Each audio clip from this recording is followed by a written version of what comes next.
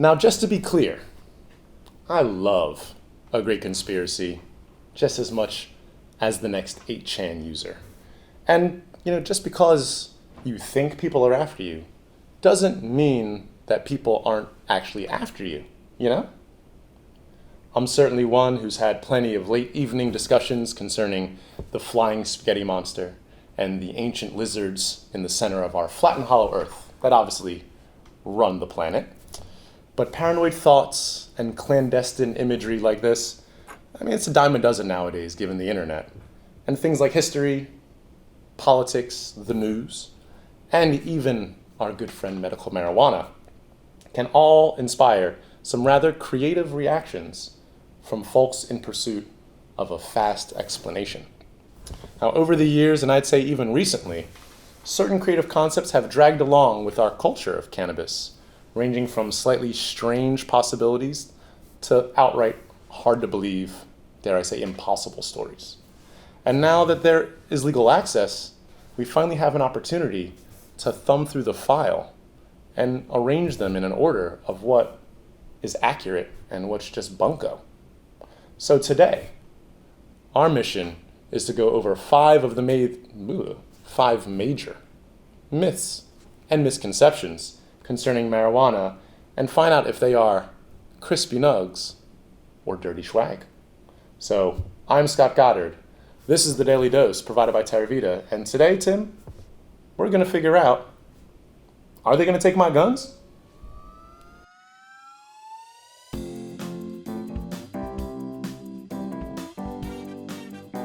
Well, welcome to the show, everybody. Thanks for joining me today. And if you like this sort of content, please consider subscribing and hitting that notifications bell somewhere down here so you can be aware of when new videos come out, because honestly, I love this kind of thing. Love looking at some of the things we've heard over the years in the random corners of our medicating. A lot of them have served us well. Some of these myths and misconceptions really sound true. Some of them actually are true. And so we're going to thumb through the top 5 we were able to find out, a couple from each corner, thankfully, and be able to help us all feel a little bit better about medical marijuana. So to begin, the first question we have out there, something I've heard for years, I know, and for the inhalable folks out there, you've probably heard this too. You have to cough to get off, right? You got to hold it in for the win, as some may say. And so the real idea is that, you have this expensive medical vapor in your lungs. And if I keep it in there a little bit longer, right, give my body even more time to be able to access it. And more access means more involvement, right? I got these little scrubbers that are going to go through my lungs and pull the THC and other great chemistry out of there. So if I hold it in, it's going to be able to work overtime a little bit, right? And I would say from a level of just experience, that sometimes it really does feel like it does increase the effects. It does kind of promote a higher level of intensity when you do hold it in. So what's really going on? Is this a myth or a misconception? Well, it seems this one is actually dirty swag. It is a myth. Holding it in does not improve the conditions of absorption through the lungs. Technically, holding it in robs your brain of oxygen. And if you ever look at what happens when people aren't able to breathe for long times, they end up passing out. But before you do, you kind of get a little bit of a head rush, right? You might stand up quickly off of the couch and get a little dizzy. And in that way, a change in blood pressure, a change in oxygenation of the brain will definitely factor into the experience. Now, is holding your breath actually helping THC get delivered to the receptor sites and helping you medically? Absolutely not.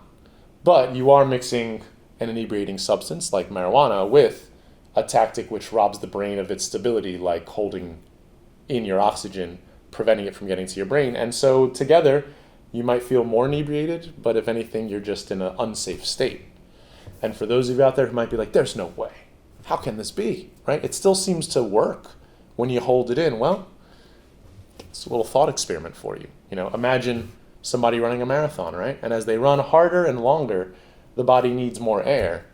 So do they end up holding it in? Nope. They end up breathing heavier, right? You end up panting, deep breaths. chest moving sort of situation. And that's how you know somebody is needing to cool down, get more oxygen, deliver more chemistry into their body through the lungs. So really, if you need more air, just breathe, because holding it in will only make you really pass out over time. And so we can know that number one, it's a dirty swag myth. You do not have to cough to get off. It says the alveoli down in the lower part of your lungs, the air sacs that help transition chemistry through the absorption, 35 nanoseconds, 60 nanoseconds, literally about the time a thought takes. So if you're holding it in for more than a second, you're just hurting your body. All that heat has to go somewhere. And this is why you end up coughing. Not only is the irritation a part of it, but it's pretty hot vapor, right? 200, 300, 400 degree vapor coming out of these units. And as a result, it's just heating you up a little bit. That's why your body tries to let you breathe again. So do not cough to get off. Just breathe as you will. And that brings us to number two, one that excites me personally, because I remember hearing this when I first got into using edibles. Somebody told me, Scott, if you eat a mango and then use cannabis, it'll get you there more intensely. It's going to improve the outcomes. You're going to have more euphoria than you can deal with. And I never really tested it, I can be honest with you. That kind of just sounds like lip service, right? Now, mangoes are delicious, I think at least, but I don't really know if they're going to help out in the chemistry. So if I eat a mango before I medicate, will that actually get me into a state of relief more potently? And my friends, this is a crispy nugget of truth. It's true. The potential is there. And it isn't the mango per se, right? There's actually just a part of the mango that's contributing, and it mixes into some things you may have seen.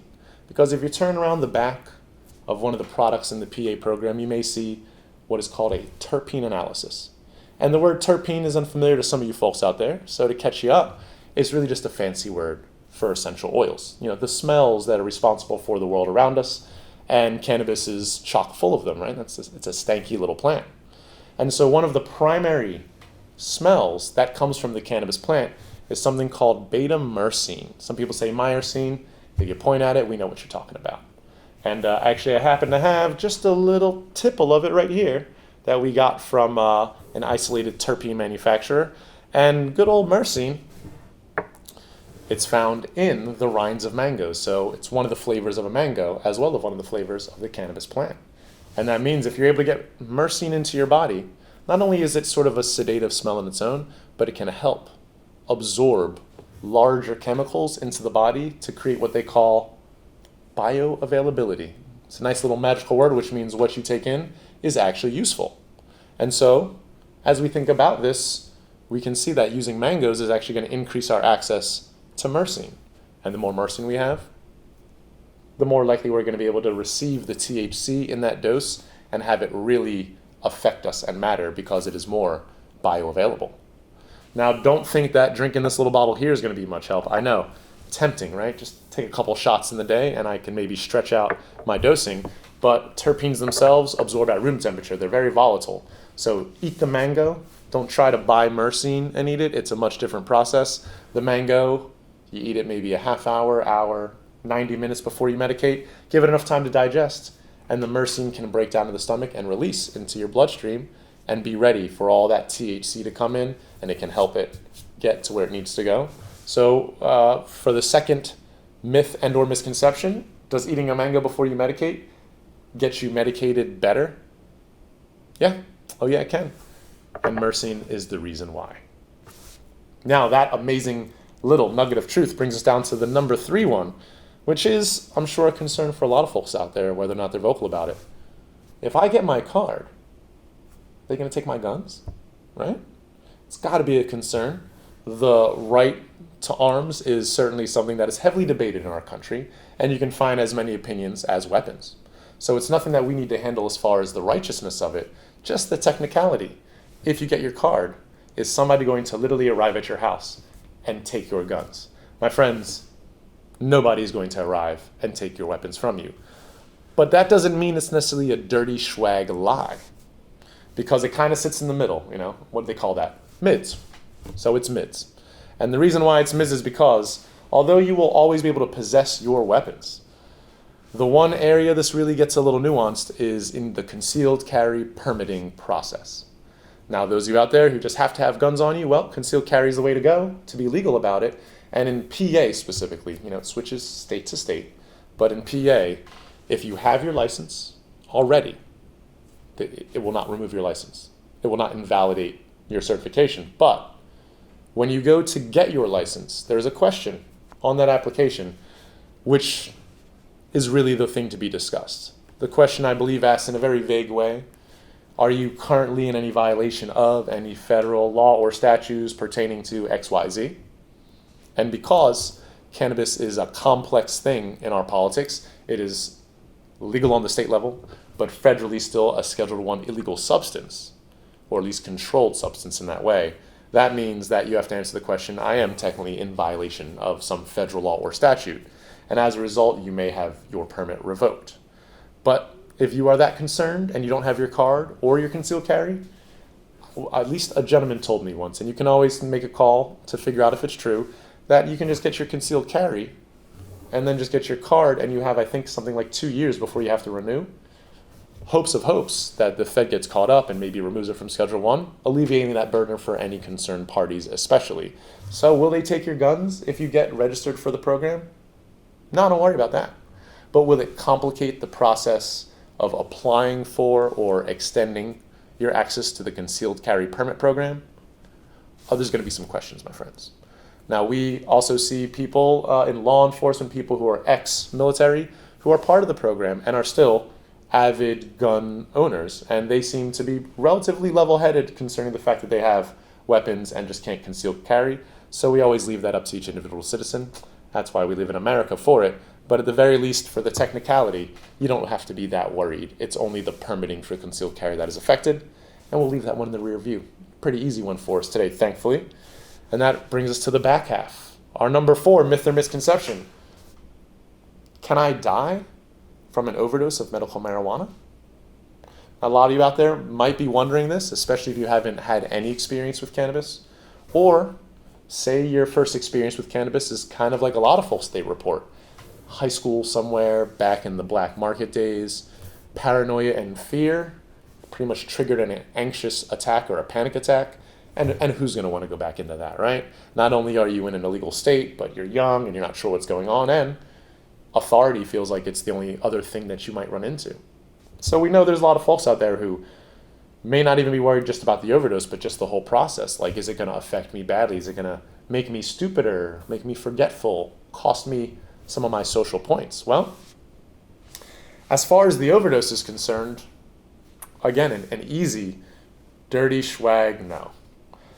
It is a complete myth. You cannot overdose on cannabis, although I think a lot of us out there are already comfortable with this idea. So let me give you some numbers so you can describe it to others as well. They say there's something called the T50, which is the amount of something you would have to take for half of the people who took it to generally be malaffected and die from it. And so it's an important number because it kind of tells you this is where medicine is at 50-50, pass or fail, killing you rate. And really, what they say for cannabis, I think the T50 was somewhere over 1,000 pounds of cannabis, which means if you had 100 people in a room and they all consumed 1,000 pounds of cannabis in a short amount of time, only half of them would die or something around that figure. But I kind of hear something else, and maybe you do too. If you consume 1,000 pounds of anything, wouldn't it probably kill you, right? Like, we're only a couple hundred pounds at best as an animal. So 1,000 pounds of weight would physically kill me, let alone if I consumed that much. And so once you're kind of dealing with those sizes of consumption, it makes you feel very confident that overdosing is nothing we need to worry about. Now, it's sad that we're on a schedule of substances. Almost every other Schedule I substance has the potential to kill you in an overdose, and with very little volume in actually going into the body. And so we're very confident about this. And for those science cats out there, the main reason is because there are no receptors for cannabis in the brainstem. And that is the part of the body that does breathing and heartbeat, as amongst other really core functions to keep us alive. And if you don't go to that area to disturb, it's very hard to die chemically from an overdose. Not impossible, just hard. So at least for number 4, can you die from an overdose? It's a dirty swag myth, thankfully, not possible. And that brings us to our very last question. One for some of the true financiers out there in the audience. Can I use insurance to cover cannabis costs? Does insurance come into play? Can I file for it? Is it like a prescription where they will make it a little cheaper at the register? Well, this is also going to be another mids kind of. In some ways, it's a crispy nugs yes. In some conditions, insurance can actually help us out. But in some areas, it's a dirty swag myth where in no way would it ever be an insurable covered cost. So let me explain. As far as traditional insurance goes, you go to the pharmacy, you buy some medicine, and they ask for your insurance card. That is not a current state of cannabis. If you come into a dispensary, we will not ask for your insurance card or who insures you. You do not have to have insurance to have access to all the lovely things behind me. However, when I was switching jobs not too long ago, and I was a patient in the program, I left a company and we had something they call a health savings account, an HSA. I know there's other things like it, like a flex spending account, an FSA. So these types of accounts, they exist in only certain companies, certain health plans. And the whole idea is you can take money out of your paycheck and pay for medical costs with pre-tax dollars. And what you do is you kind of put your money into a little bank account with your insurer and say, hey, I'm going to use this for my costs this year, and you kind of anticipate your costs. And in this specific condition, which I found myself in actually with a company called Aetna, you might have heard of them. I had about $600 left over in my HSA. As I was switching jobs, it stayed around with me, and I started to use some medical marijuana, had some receipts saved up, and I made the phone call. I like to talk to human beings. I say, hello, Aetna, I just have one question. Can I use this to cover my medical expenses for marijuana? The woman on the phone was lovely. She said yes. And I double checked and said, just to be sure, I'm in the state of Pennsylvania. I'm a medical marijuana patient. I have Aetna. I just want to hear you say, as a national company, am I actually going to be able to get some of my pre-tax dollars to pay for these costs? And she said, it's a medical cost. Of course it is. And I submitted, I think, maybe 6 or 7 receipts, totaling up to in that ballpark of $500-600, and then had a check sent to me. So if you are in one of these situations, call your insurer, ask them if it's kosher, and honestly, you may be very, very encouraged by the answer. And so number 5, can I use insurance to cover costs? Sometimes the answer is absolutely yes. And that kind of takes us through what is our first volume of myths and misconceptions. Just to renew, for anybody who's getting in late, do you have to cough to get off was our number 1, and no, you don't. Just breathe as normal.